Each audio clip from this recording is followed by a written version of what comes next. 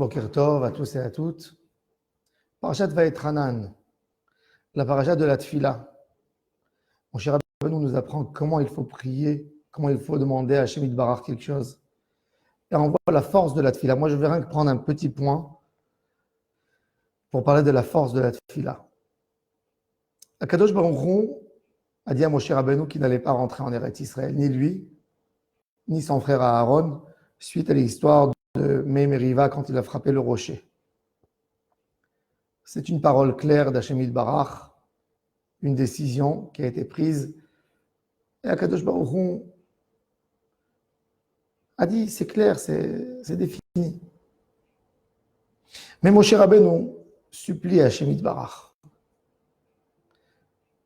Il lui dit, montre-moi ta grandeur, etc. Eh, Berana, na.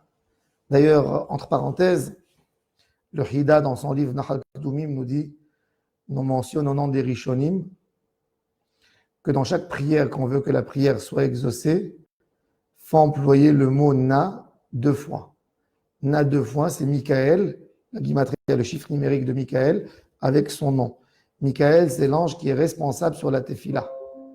Et c'est pour ça que mon cher Rabbeinu, quand il a prié sur sa sœur Myriam, il a dit El na refa na la. Il a employé 2 fois le mot na.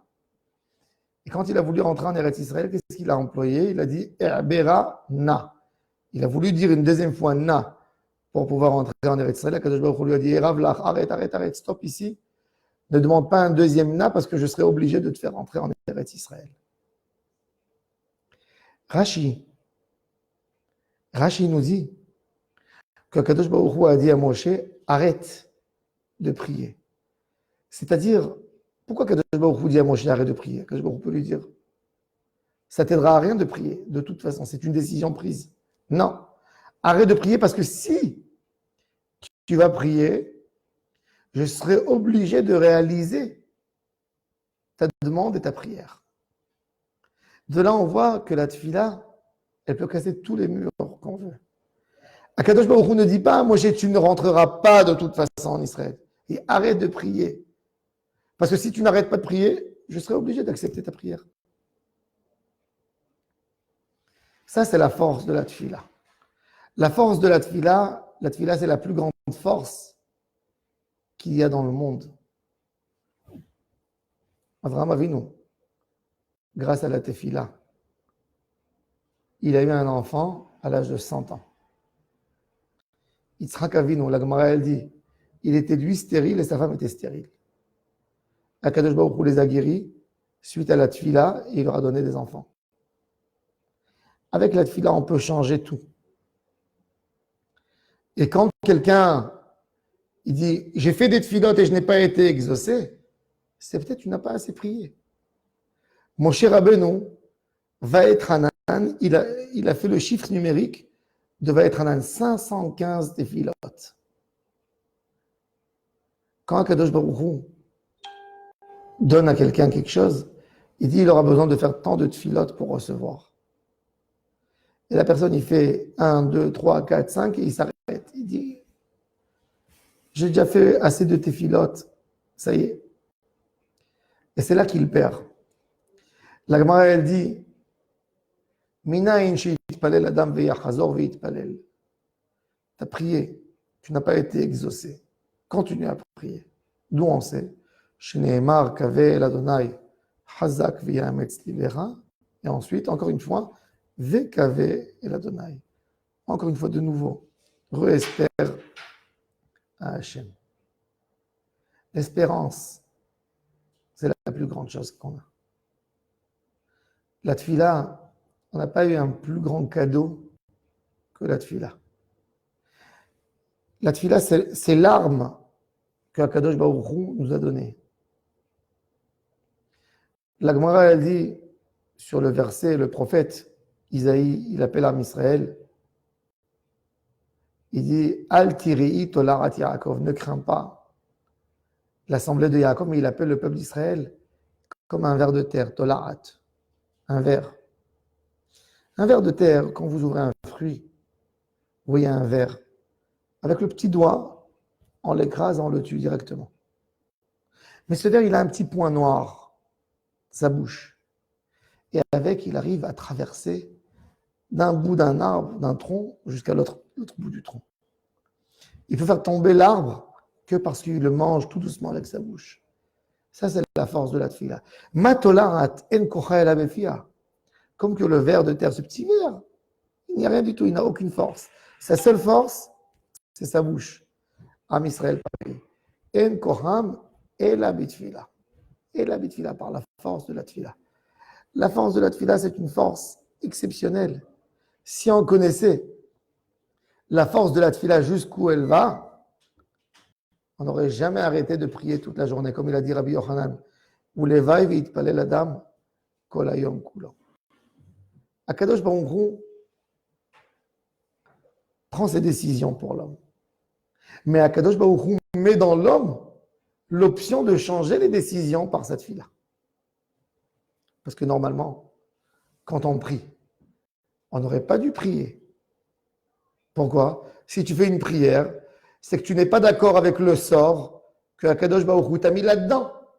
Tu n'es pas d'accord, tu fais une prière. Pourquoi? Si Akadosh Baruch Hu t'a mis dans une mauvaise situation, dans une situation compliquée, quelqu'un il est malade, il a perdu de l'argent, etc. Pourquoi il va prier? C'est Dieu qui l'a mis là-dedans. Donc la Emouna reste là-dedans, ne prie pas. C'est le destin. Non, mais Akadosh Baruch Hu te dit, je veux que tu pries. C'est-à-dire que Akadosh Baruch Hu nous a mis dans la bouche une force extraordinaire qu'on peut tout changer par nos paroles. Ça, c'est la force de la tfila. Ça, c'est la force de la tfila. Et c'est ça ce qu'Akadosh Baruch Hu dit à Moshe Rabbeinu. Akadosh Baruch Hu dit à Moshe, arrête de prier pour qu'on ne dise pas Akadosh Baruch Hu n'a pas reçu ses paroles, malgré le fait qu'il a prié. Non, si tu as prié, je suis obligé de te faire entrer. Mais moi, je ne peux pas te faire entrer en Eretz Israël. Parce que j'ai promis que tu n'allais pas rentrer. Tu ne peux pas rentrer. C'est contre ma volonté. Mais sache-le, si tu feras des prières, tu rentreras en Eretz Israël. C'est ça ce que Kadosh Baruch Hu dit à Moshe. Ravlach, al tosef daber elay od badavar hazeh. Pour ça, ne me demande plus. Pour tout ce que tu veux, demande-moi. Mais pour ça, ne me demande pas. Parce que si tu vas me demander, je serai obligé de te faire rentrer. Ça, c'est la force de la tfila. Dans la tfila, il n'y a pas quelque chose qui est impossible. Ça n'existe pas. Il n'y a pas, ça n'existe pas le mot impossible. La tfila, elle arrive à rentrer partout. Ça, c'est la force de la tfila. La tfila, elle est dans un monde beaucoup plus élevé que tout ce qui se passe dans ce monde. Tout ce qui se passe dans ce monde, c'est des décisions comme des décisions qui sont prises par des fonctionnaires. Mais le grand gouverneur, le grand roi, il peut tout changer. La tfila, elle arrive dans un monde beaucoup plus haut. On a vu sur Rachel Imenu, quand elle a eu Naphtali, des servantes, elle a appelé Naphtali. Naftule Elohim, Niftalti Imachoti Gam Yachalti. Les Rishonim disent que de là vient le mot tfila. Le mot tfila, ça vient du même mot, de la même racine que petila. Petila, c'est une mèche. Une mèche, c'est quoi une mèche? On prend deux bouts de fil, on les met un sur l'autre. Quand tu fais une tfila, tu te colles à Hachem Yitbarach de tous les sens. Tu l'entoures de partout. Comme si tu l'attrapes, tu l'enlaces, tu ne le laisses pas bouger. Ça, c'est tfila. Tfila, c'est de se coller à Hachem Yitbarach. Avec la tfila, on peut tout changer. Tout. Combien tu cries? Combien tu pries? Tout ce que tu pries, tout ce que tu cries, ce n'est pas assez. Il faut encore. Sache-le que si tu ne lâches pas la tfila, à un moment, ta tfila, elle va être acceptée. Le Chafetz Chaim nous dit, si tu as vu quelqu'un qui est devenu très très riche, et tu ne vois pas pourquoi il est devenu tellement riche, il dit, sache-le, c'est la tfila de son arrière-grand-père qui a demandé d'être riche. Mais la tfila, jusqu'au moment où elle a passé ceux qui l'ont empêché, les anges qui ont été créés par ces mauvaises actions, ça a duré 200 ans. Après 200 ans, la prière elle a été exaucée. Pas par lui, par son petit-fils. elle a été exaucée chez son petit-fils. Toute la source de bonheur qu'il y a dans le monde, ça vient que par la tefila. Le Hari Akadosh nous dit que quand Akadosh Baruch Hu a créé l'homme, il a donné 2 mitzvot. 2 mitzvot. La première, Priya Verivia, d'amener des enfants dans le monde. Et la deuxième, de faire des tfilotes. Les Rovda ou les Shomra, Avodat Hashem, garder le Gan Eden, comment tu le gardes? Que par des tfilotes. Adam Arishon, Adam et Ève, avant de fauter, ils devaient consacrer tout chaque moment libre qu'ils avaient pour la prière. Faire la tfila. Ils n'avaient que des moments libres, de toute façon. Oui, non. Des moments qu'ils mangent, où ils dorment, etc. Tous les moments libres de la journée étaient consacrés à la tefila. La prière, elle n'a pas besoin d'avoir une formule. Elle n'a pas besoin d'avoir aucune formule. La formule que Ezra Sofer nous a fait dans la tefila, dans la Hamida, c'est pour nous aider à prononcer et à exprimer tous nos besoins. Même quelqu'un qui ne sait pas parler, qui ne sait pas s'exprimer, il peut lire la prière de Ezra. Mais la plus belle prière, c'est la prière que l'homme écrit. C'est les louanges que l'homme dit à Akadosh Baruch Hu. C'est les demandes que l'homme parle avec Akadosh Baruch Hu d'après ses besoins. Et c'est pour ça que chacun de nous peut prononcer tous ses besoins pendant la tefila, quand il arrive dans le chemin à tefila. Même si tu as déjà demandé Rofé Cholé Amo Israël, tu as le droit de prier et de prononcer des demandes pour des gens que tu souhaites qu'ils guérissent, etc. Pour des gens que tu souhaites qu'ils aient une bonne parnassa, pour tes enfants, pour ton entourage, pour tes parents, pour ta famille, pour ton chemin, pour ne pas être jaloux, pour ne pas être coléreux, etc. Tout pour tout, il faut prier. Pour tout, il faut demander à Hashem Yitbarach. Et s'habituer que ce soit quelque chose de très simple. Que ce soit ta réflexion naturelle de parler avec Hashem. Quand tu vas faire tes courses, quand tu rentres dans ta voiture, tu pries à Hashem de trouver un parking rapide. Quand tu rentres au supermarché, de demander à Hashem que tu n'attends pas la queue pendant 20 minutes, que tu trouves tout ce que tu as besoin, que tu n'auras pas. Ça doit être une réflexion très simple, la tefila, d'être proche d'Hashem Yitbarach pour tout, pour n'importe quoi. Pour le plus petit besoin, pour la chose la plus banale, demander à Hashem Yitbarach. Ça, c'est la force de la tefila, d'être lié à Hashem. Naftule Elohim niftalti machoti gam yacholti. Je suis comme une mèche. J'entoure la Shekhinah avec mes paroles.